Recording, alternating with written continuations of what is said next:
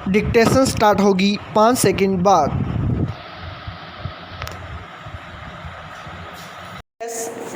Monsoon के पूर्वानुमान को लेकर भारतीय मौसम विभाग की भविष्यवाणियां पिछले सालों में सटीक रहती आई हैं, लेकिन इस बार तो मौसम विभाग को अपने ही मौसम संबंधी पूर्वानुमानों को बार बार बदलना पड़ा है।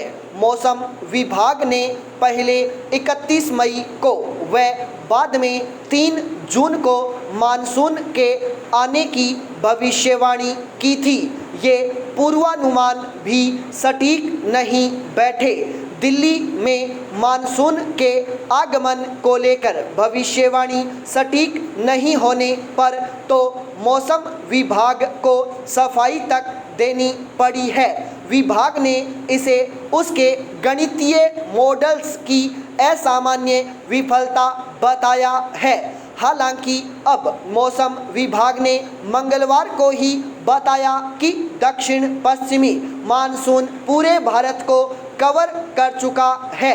वैसे तो मौसम का मिजाज भांप लेना आसान नहीं होता, लेकिन अत्याधुनिक उपकरणों का इस्तेमाल कर रहे मौसम विभाग की भविष्यवाणी पर उठते सवालों की पड़ताल भी जरूरी है। विशेषज्ञों का मानना है कि मानसून के आगमन और विदा होने की तिथियों में हो रहे बदलाव की बड़ी वजह जलवायु परिवर्तन को माना जाना चाहिए।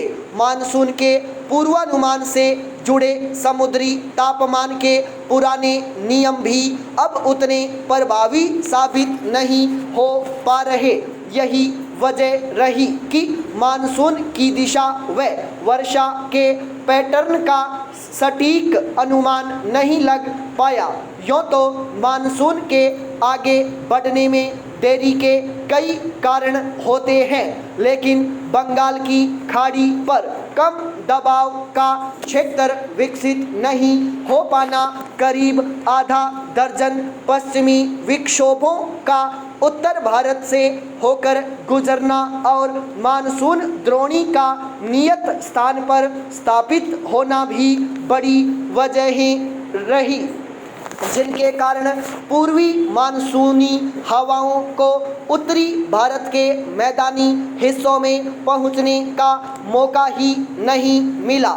यह सही है कि मौसम विभाग की ओर से दी जाने वाली आंधी, तूफान व अतिवृष्टि जैसी आपदा चेतावनियों के कारण ही राहत और बचाव कार्यों के लिए तत्परता बरती जाती है।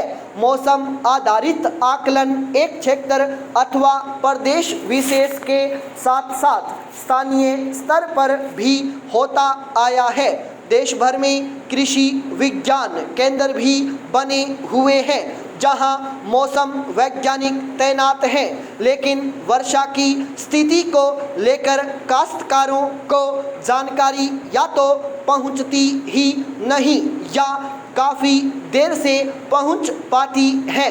मौसम पूर्वानुमानों को लेकर राज्य सरकारों और जिला व खंड स्तर के प्रशासनिक अमले तक को भी सटीक जानकारी समय पर पहुंचे, इसका बंदोबस्त नहीं हो पाया है।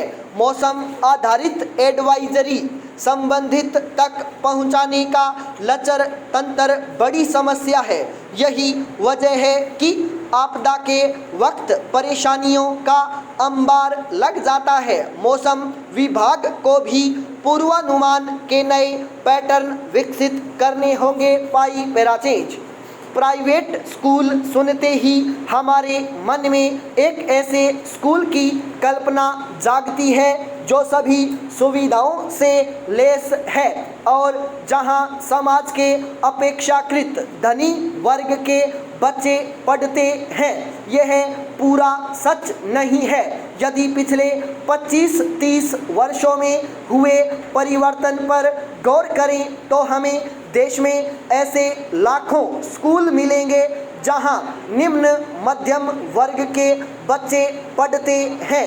कई ऐसे बच्चे भी इन स्कूलों में भेजे जाते हैं जिनके माता पिता की आमदनी बहुत कम है।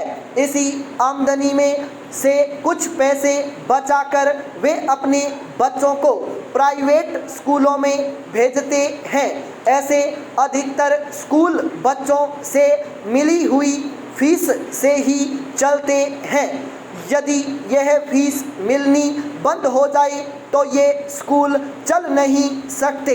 महामारी के कारण कुछ ऐसे ही हालात पैदा हुए हैं। पाई पैराचेंज पिछले साल ही स्पष्ट होने लगा था कि कोरोना महामारी में बच्चों का वर्तमान और भविष्य दोनों ही गहराई से प्रभावित होंगे। इस प्रभाव को जांचने का कोई विशेष प्रयास अभी तक शुरू भी नहीं हुआ है और राज्यों से खबरें आने लगी हैं कि बहुत से बच्चों का इस साल की छुट्टियों के बाद स्कूल में पुनः नामांकन नहीं हुआ है।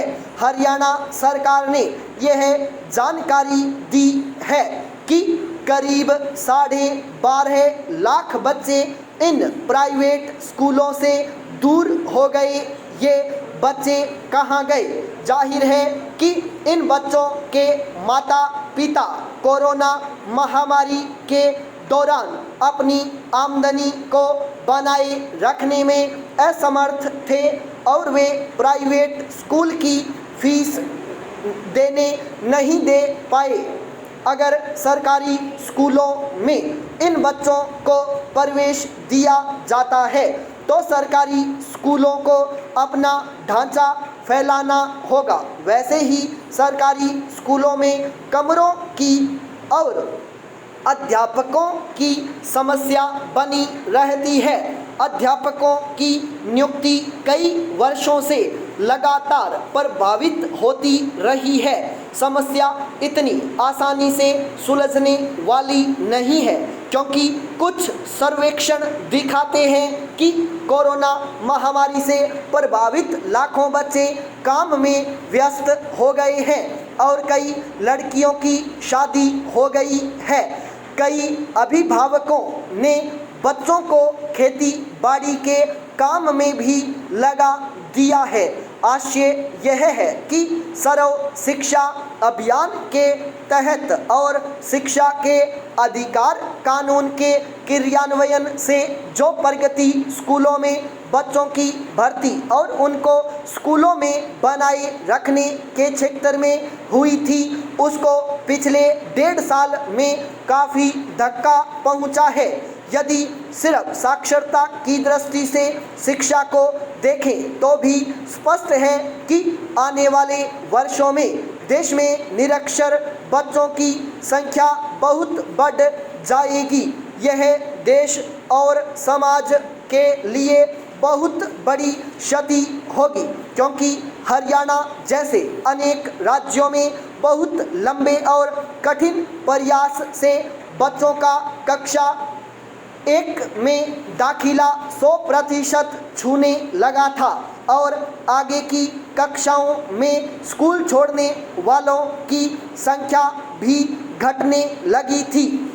यह बहुत बड़ी सामाजिक परिघटना थी और इसी के कारण ही यह संभव हुआ था कि शिक्षा के अधिकार कानून को एक सामाजिक यथार्थ में बदलने की संभावना पूरे देश में दिखने लगी थी। यह संभावना आज धूमिल पड़ती हुई दिख रही है जो वाकई चिंताजनक है। जिस स्थिति से हमारा देश गुजर रहा है उस पर गंभीरता से ध्यान नहीं दिया गया तो लाखों बच्चों की शिक्षा कई वर्षों के लिए बाधित रहेगी। उनकी जिंदगी में इसका प्रभाव बहुत लंबे समय तक रहेगा।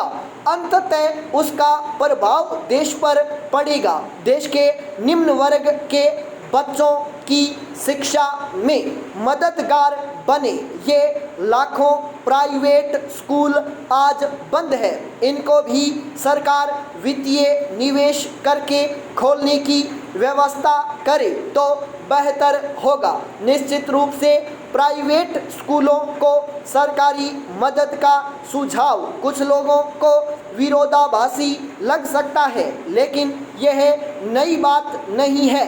आखिर स्कूलों को अनुदान देने का सिलसिला बहुत पुराना है और पूरी तरह बच्चों की फीस पर चलने वाले स्कूल नहीं हैं। स्टॉप।